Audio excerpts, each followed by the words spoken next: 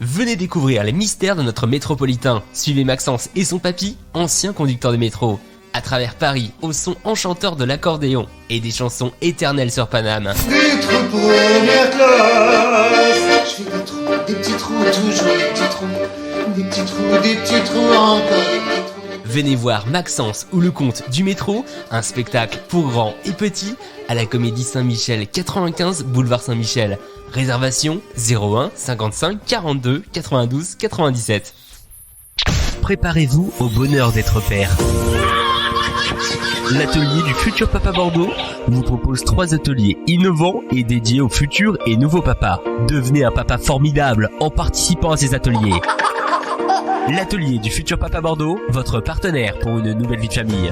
L'atelier du futur papa Bordeaux, l'art d'être père sans un père. Réservez votre atelier dès maintenant sur atelierdufuturpapa.com. Que faire des mômes? Que faire des mômes? Que faire des mômes? Que faire des mômes? Que faire des mômes? Que faire des mômes? Eric Couder. Bonjour à tous, c'est Eric Couder, bienvenue pour ce 215e numéro de Que faire des mômes. Cette semaine du 15 décembre, c'est pour moi Noël avant l'heure. Si, croyez-moi, comme beaucoup d'entre vous, j'ai attendu cette semaine avec impatience. Les théâtres, les cinémas, les musées rouvrent. Une partie de l'activité culturelle va pouvoir enfin reprendre en France après des mois de fermeture. Ça sous-entend que mon spectacle Histoire de loup va redémarrer. Les enfants pourront découvrir l'histoire de Jules Aubertin et de sa fabrique de livres au théâtre Darius Milhaud. Et puis je vais pouvoir aller de nouveau assister à des spectacles, des expositions, retourner au cinéma pour mieux vous en parler. Et vous, de quoi allez-vous profiter en premier, cinéma, théâtre ou musée? Je vous laisse y réfléchir et j'attends de lire vos réponses sur la page Facebook de Que faire des mômes. Je file, j'ai une émission à présenter moi. À tout de suite. Dans quelques minutes, je recevrai Isabelle Derceville, fondatrice de la Muse.fr, mais aussi l'autrice Sylvette Granger pour son livre Le secret de Léana, histoire d'une famille recomposée, publié aux éditions Neva. Dans la rubrique agenda, je vous propose une sélection de balades insolites dans les jardins de la capitale et je vous parlerai de la série Le Nouveau Muppet Show, disponible en exclusivité sur la plateforme de streaming Disney+, et vous présenterai bien sûr ma sélection livre. Tout de suite, dans Que faire des mômes, c'est votre rubrique agenda. Que faire des mômes?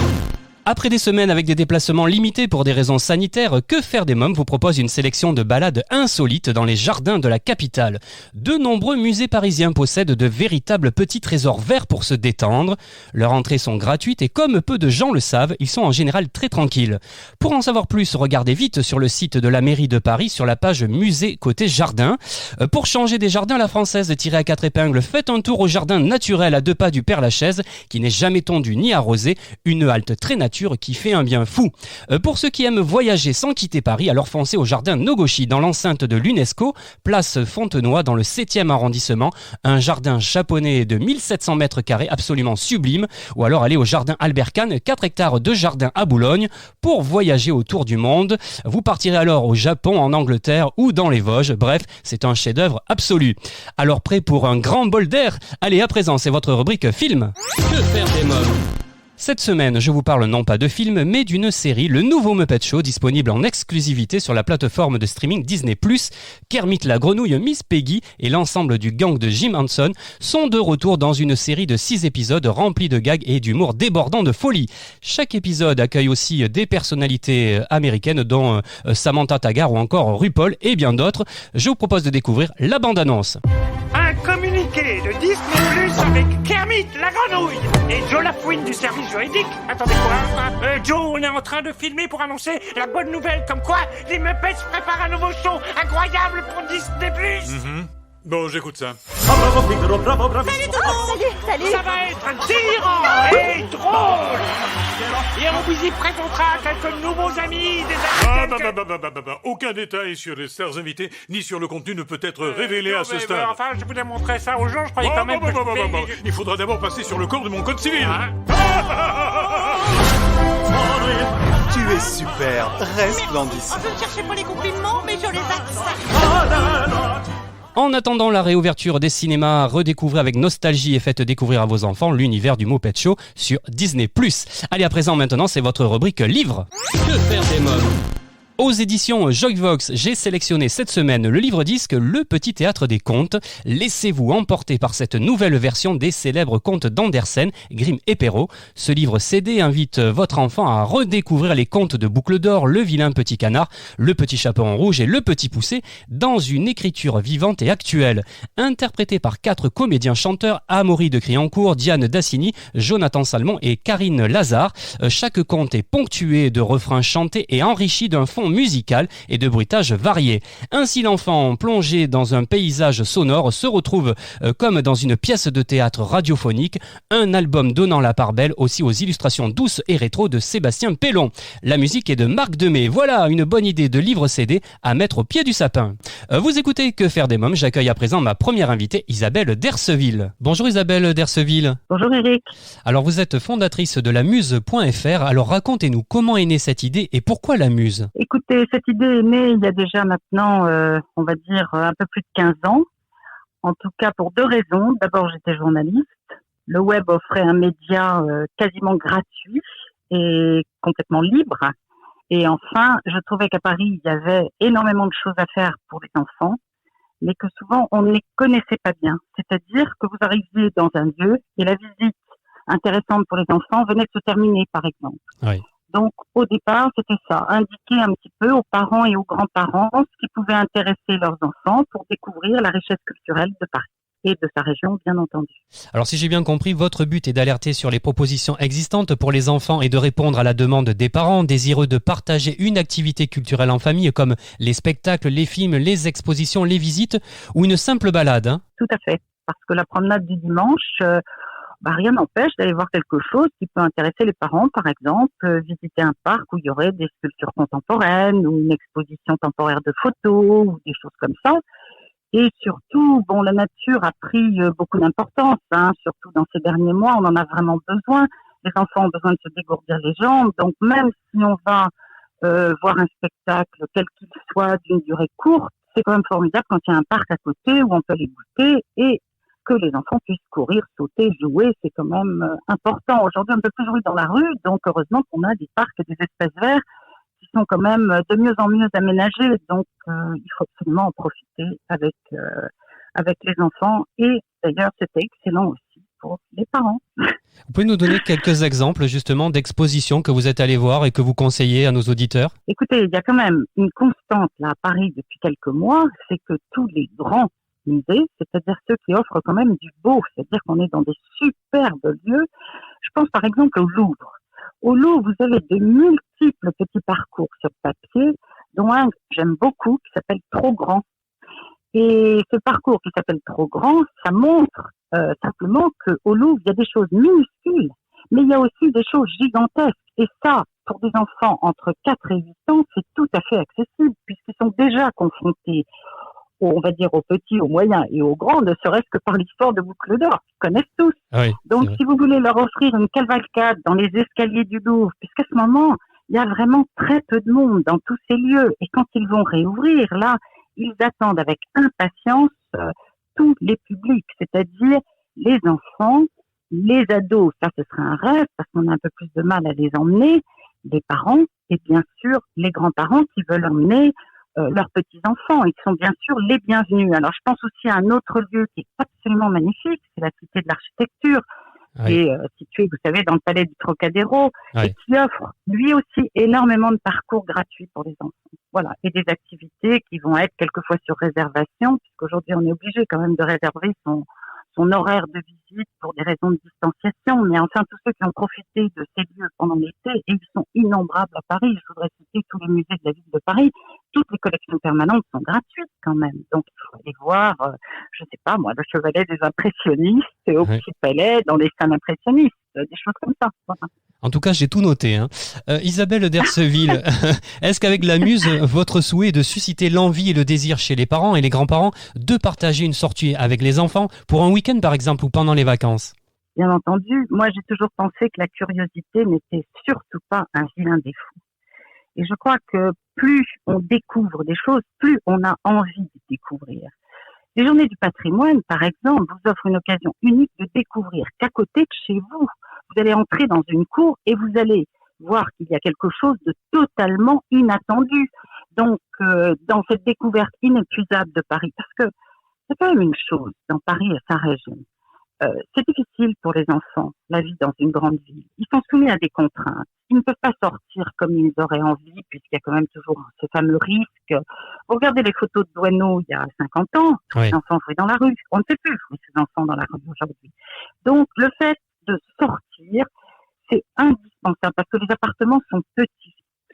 Donc, il faut trouver une activité le week-end qui soit à l'extérieur de l'appartement, avec des contraintes météorologiques. En hiver, c'est plutôt à l'intérieur qu'on va se diriger, quelque part. En été, tout est possible, hein, tout est ouvert. On va peut-être à la fraîcheur d'une salle de cinéma, mais voilà. Donc, ce partage en famille, il est d'autant plus important, je dirais, depuis le confinement. Et tous les parents se sont remis à jouer, même à des jeux de plateau, hein, avec leurs enfants. Tous les parents se sont mis à regarder des films avec leurs enfants. Bien sûr. Alors, ce que j'aime beaucoup chez La Muse, c'est que vous mettez un point d'honneur à proposer des activités abordables pour tous. C'est important, ça. C'est très important parce que toutes les villes, et c'est le cas de Paris et de toutes les villes qui entourent Paris, vraiment les municipalités ont fait un effort gigantesque pour proposer des choses extrêmement abordables. Alors, je vais vous donner quand même quelques exemples. Bon, nous, on essaye de pister un petit peu tout ce qui est gratuit. On est bien conscient que si un week-end on s'offre quelque chose d'un peu plus exceptionnel, on a le droit aussi de profiter de toutes ces activités gratuites qui demandent leur public. Donc, dans ces activités gratuites, par exemple, les petits, ils ont plusieurs fois par mois des séances de cinéma qui sont gratuites. Il y a des lieux qui offrent ces séances de cinéma. Je pense au musée de l'histoire de l'immigration, qui est à la Porte Dorée, qui est un lieu formidable. Je pense aussi à tout ce qu'a fait le parc de la Villette avec son espace Little Villette, des choses comme ça. Donc nous, on met ces programmes en ligne, les gens peuvent y piocher, on a un tag gratuit. Et je rappelle que dans les musées de la ville de Paris, toutes les collections permanentes sont gratuites. On y trouve parfois des parcours de visite gratuits, donc votre visite est totalement gratuite, parents et enfants. Et enfin, si on réserve aujourd'hui un atelier dans un des musées de la ville de Paris, vous allez payer entre 6 et 8 euros par enfant. C'est quand même moins cher aujourd'hui que la plupart des salles de cinéma. Voilà. Donc, on a un grand éventail de propositions et bien entendu, on arrive dans une période à la fin de l'année où on va pouvoir reproposer des grands spectacles familiaux avec quelquefois 10 ou 12 comédiens sur scène. Il est clair que les billets peuvent aller entre 25 et 50 euros. C'est tout à fait autre chose. C'est de l'ordre de l'exceptionnel. Ça tient du cadeau. Alors, on ne fait pas quelque chose d'exceptionnel toutes les semaines. Oui. J'ai remarqué également que vous êtes extrêmement précis sur les informations pratiques. Hein. Oui, parce que c'est très important. C'est-à-dire que si Muriel et moi proposons sur la Muse, par exemple, une activité qu'on trouve intéressante, il me semble important de préciser si oui ou non il faut la réserver et dans quelles conditions et quels sont les horaires précis. Parce que quelquefois, c'est un peu flou tout ça.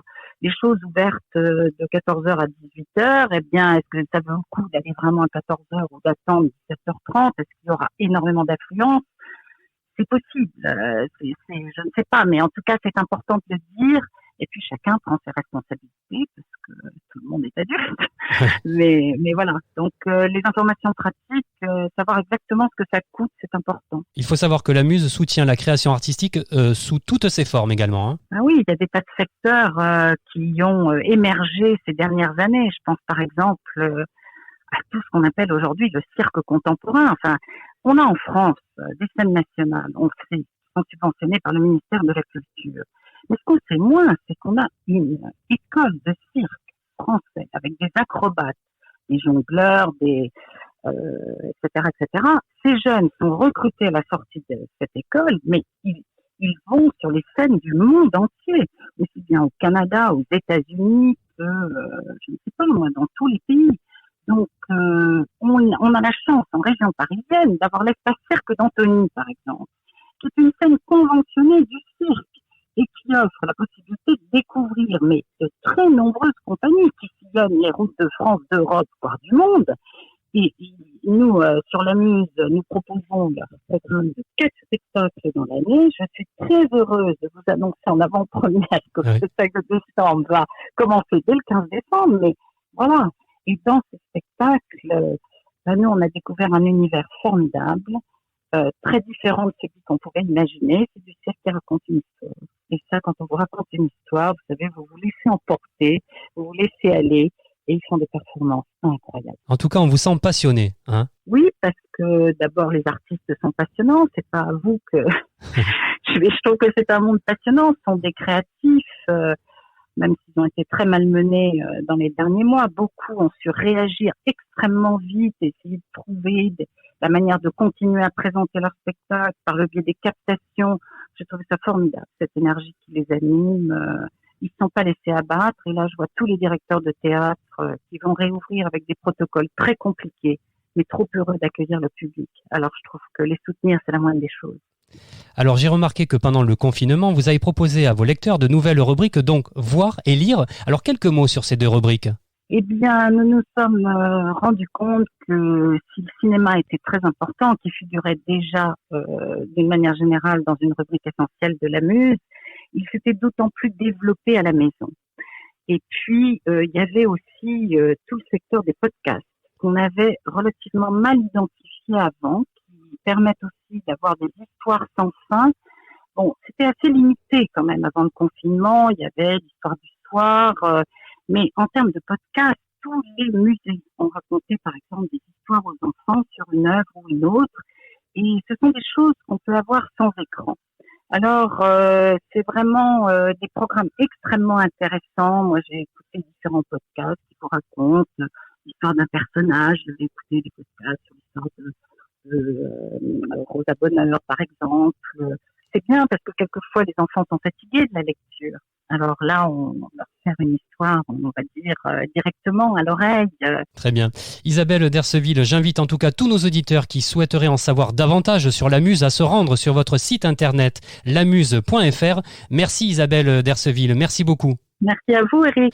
Que faire des mômes continue, je reçois à présent Sylvette Granger. Bonjour Sylvette Granger. Bonjour Eric. Si je vous reçois aujourd'hui, c'est pour parler de votre livre Le secret de Léana, une histoire d'une famille recomposée, publiée aux éditions Neva. Alors, qui est Léana et que raconte l'histoire? Alors, Léana est une petite fille, on va dire une jeune fille, parce qu'elle est déjà en CM2.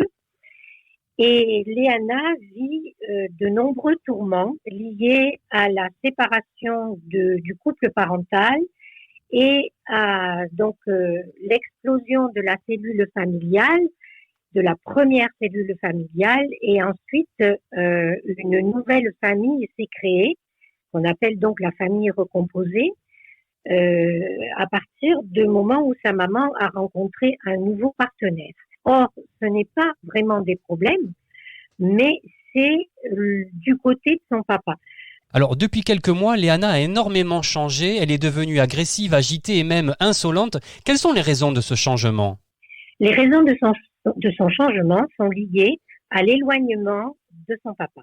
Son papa a déménagé, vit loin de chez elle, et donc elle souffre de ne plus avoir de nouvelles ou des nouvelles très espacées. Et elle éprouve le sentiment d'être abandonnée, délaissée, négligée par son père. Ça la plonge dans un désarroi et une tristesse profonde.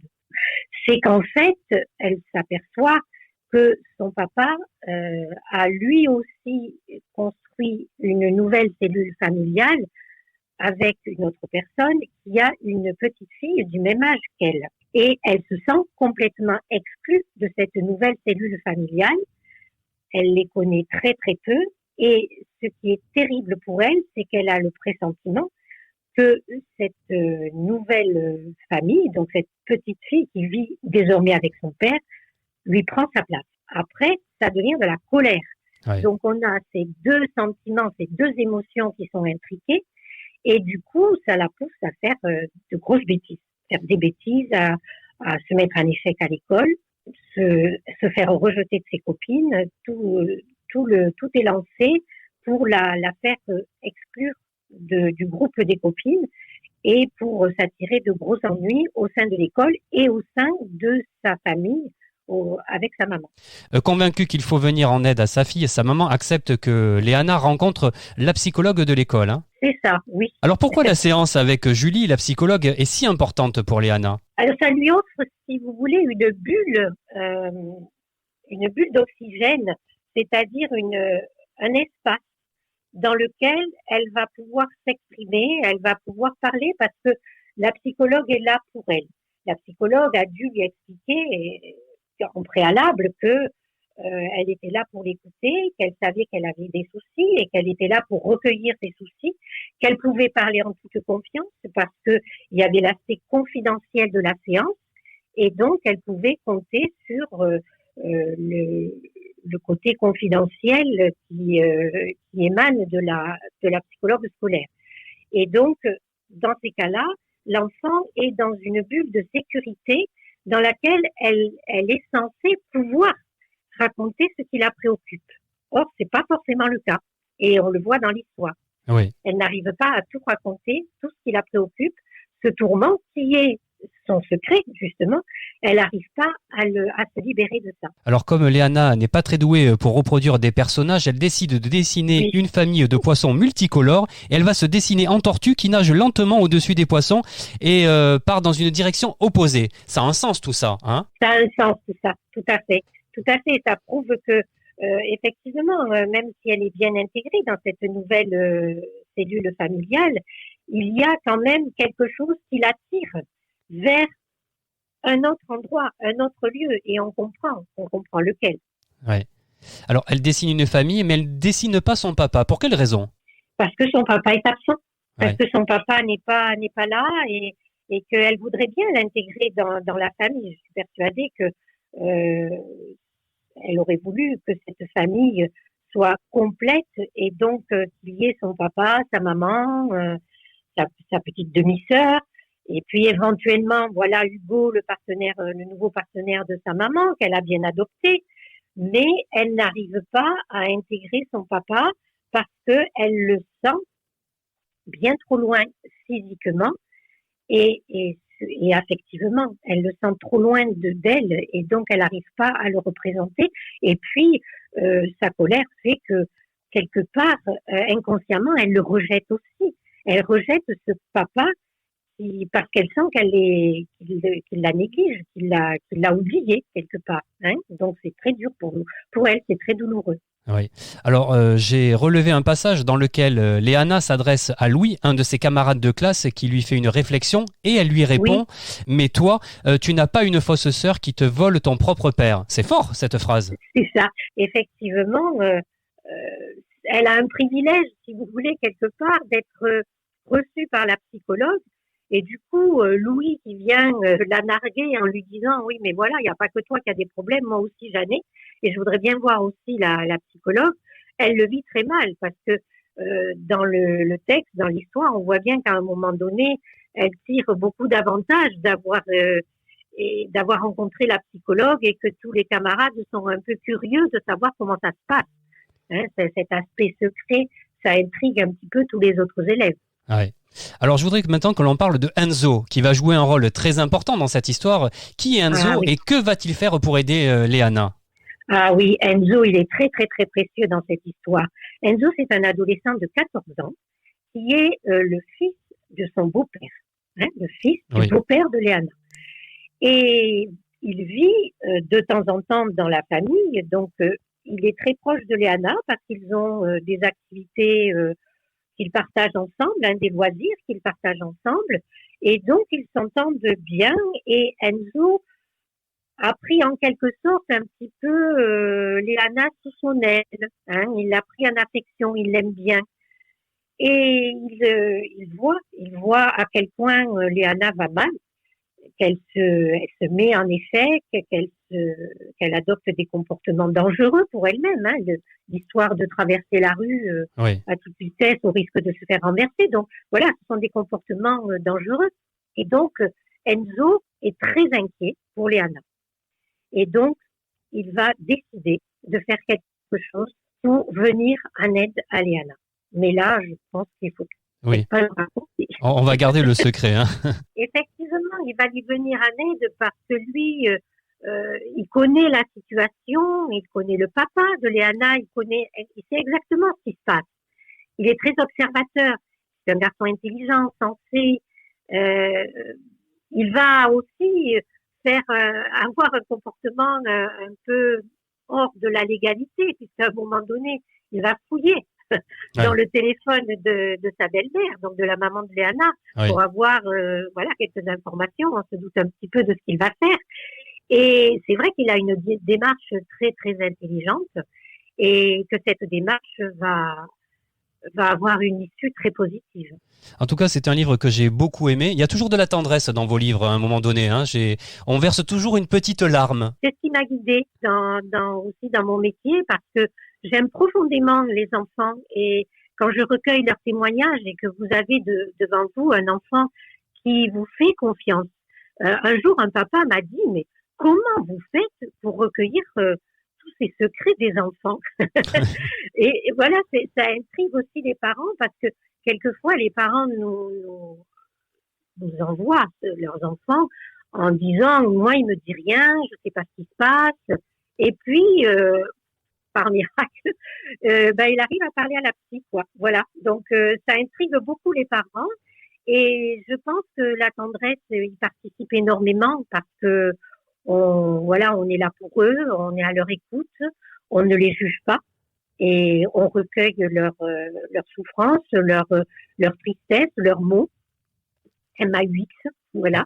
Oui. Et c'est vrai que ce sont des moments très très très précieux, et c'est pour ça que ça me fait plaisir ce que vous me dites, parce que je suis contente de dégager ça. Voilà. Oui. Non, mais c'est vrai, à chaque livre, j'ai versé toujours ma petite larme. Puisque vous me parlez des parents, Sylvette Granger, pour terminer, quel conseil donneriez-vous aux parents de familles recomposées? Alors, si je peux donner un conseil aux parents de familles recomposées, c'est en fait d'être très à l'écoute de ce que les enfants ressentent. Parce que parfois, ils adoptent des comportements qu'on ne comprend pas, mais les comportements parlent pour l'enfant.